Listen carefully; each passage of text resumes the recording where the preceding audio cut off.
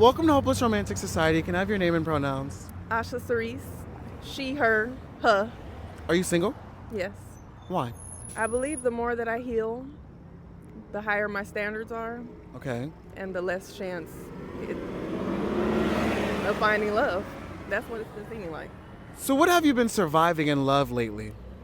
You know, I was a nurse, Okay. and I left my career as a nurse in 2019 to pursue my dreams. It's been a wild ride. I'm a life coach, but, it's been a wild ride. But in love, girl. In love. Not your career. This is Hopeless Romantic Society, not LinkedIn Society. No shade. I'm sorry. I've been celibate for 5 years. I was married early. Let's talk about that. Okay. So you don't want to talk about that. So you're a life coach that want to skirt over. No, let's talk. I'm an open book. Let's go. So let's start there. Where'd you meet your husband, your ex, or wife? My ex-husband, I met him at Dollar Tree. Oh! He was working as a stalker. Whoa! Oh, sorry. I'm not trying to judge you. I was 16. Okay, that's not your fault. He was a man. What? How old? 23. You're a victim. Yeah. So how soon did things progress after that? I mean, pretty instantly. This is a sick Negro. I think we were off and on for a few years, and then he moved in with me at 19. Wait. 3 years later, 26. You had a 26-year-old grown man move in with you. He didn't have no job? He was fresh out of prison. Savannah, slow down. Wait, what did you do? He was a criminal. He was a Well, what kind of criminal? drug dealer, hustler, scammer. Okay. Clanky clank! Clanky clank! Yeah. A credit card scammer. No, not a credit card scam. Check fraud scammer? No, he used to have this little flim flam scam that he used to do. The ghetto! Damn, this is crazy. R.I.P. to him. R.I.P. He died? A year after we divorced. How? He was murdered.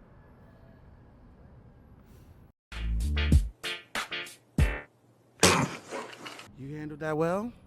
I did not at the time, but, healing works. I'm so sorry. I could write a whole book just off of our relationship alone. Absolutely. I think you should. I got 1 page written so far. So this is why you became a life coach.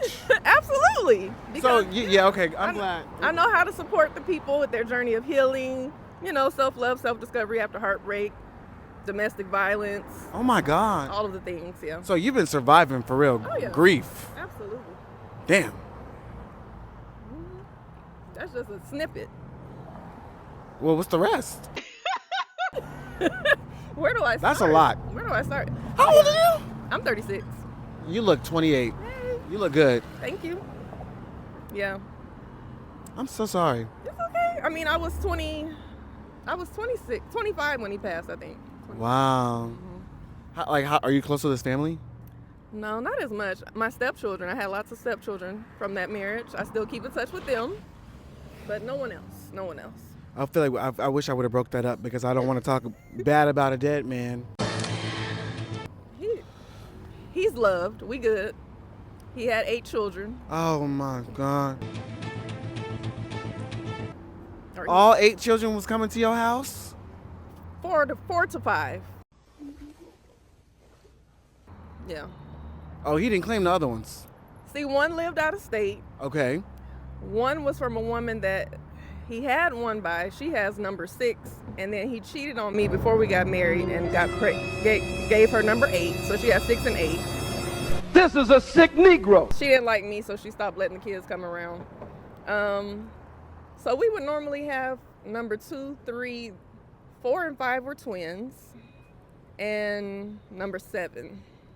And he don't take care of all, or did he take care of all of them? When I first met him, none of the kids knew each other. None of the kids' mothers knew each other, and I fixed that. So the kids know each other, the moms knew each other. You was too young. I was a whole stepmother Too young. and wife. At 16. Well, And you're a victim. You were a child too. right. That didn't start until I was 19. But Okay. yeah, we met when I was 16. He went to prison when I was like 17. Got out when I was 19. So we broke up during that time.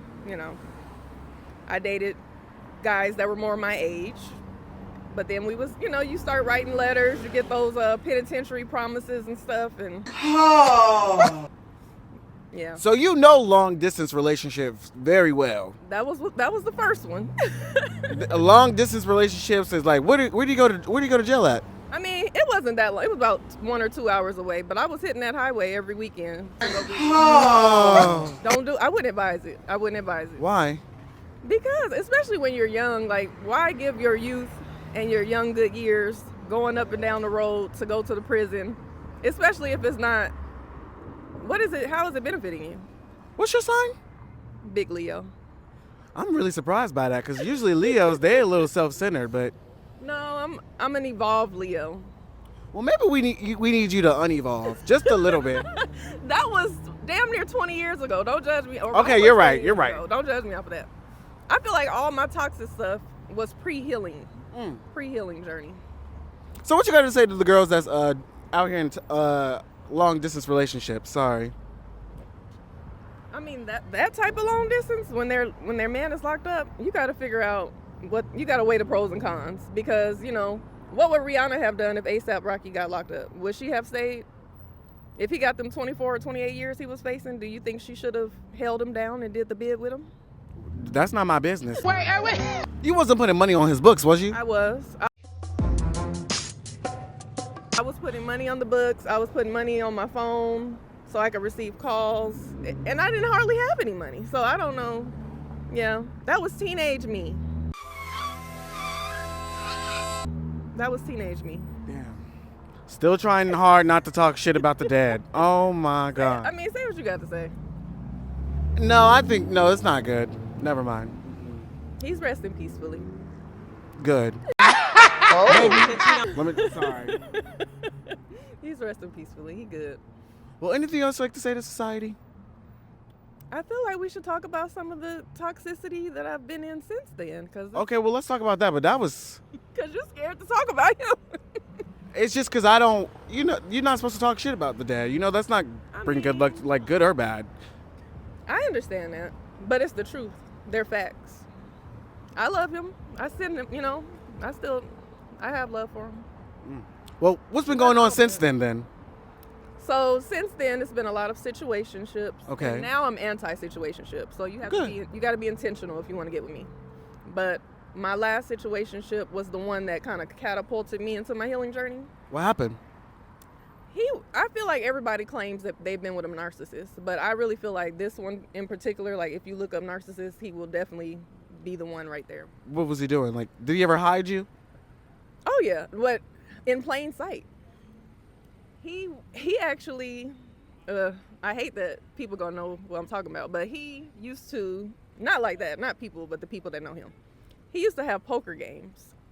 So he would invite me to his apartment to play poker. He taught me how to play. But this particular time, he invited me, and there was his homeboy that I knew, and then a random woman that I had never met. I brought my fresh homemade guacamole and chips. I'm sharing with everybody, me and her passing it around. And his homeboy was being messy because he had met me before. So he waits until the dude I was talking to goes in the kitchen, and he starts interviewing the woman. He's like, "Oh, where are you from?" She tells him, "Oh, I'm from New York." And he's like, "What are you doing here?" She's like, "Oh, I'm here to see him." All of a sudden, I pan to the bedroom door and I see suitcases next to the door. Mind you, he and I had just been intimate in the same space that the poker table is at, maybe 2 nights before this. So he literally had me at the poker game with the woman that was spending the weekend with him. Come to find out, this was his long distance woman. I had no idea. Yeah. And I didn't say nothing. That's not good enough, Mama. So we gonna have to come up with something a little better than that. That is crazy. That's just a snippet of what I dealt with him. But so you stayed dealing with? Okay, so yeah, it was a few more straws. But you was going through grief.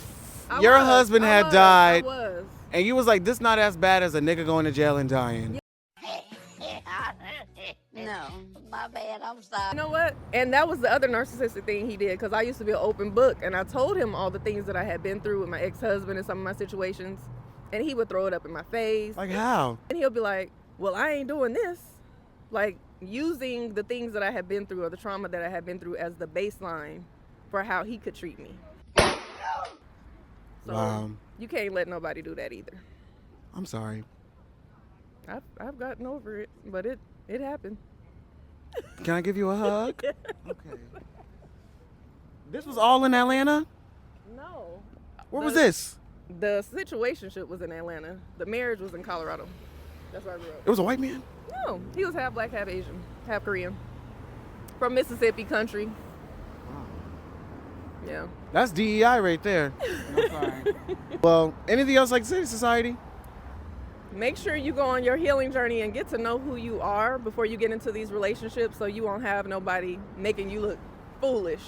I don't feel foolish now because it's something that I've learned from, but I don't judge my younger self. I'm gonna just say that. Another hug. Yeah. You've been through so much. Hopeless romantic society. It's the hopeless romantic society. The hopeless romantic society. It's the hopeless romantic society.